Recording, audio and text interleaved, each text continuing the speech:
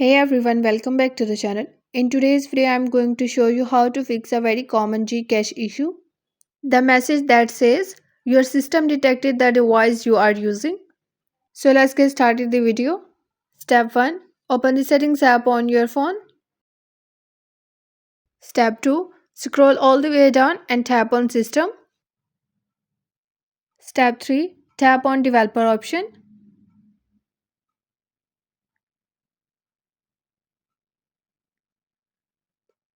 And here turn off developer option.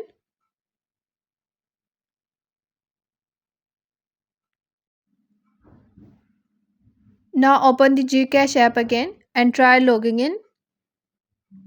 Most of the time this simple trick removes the restrictions and the app start working normally again. And that's it for today's video.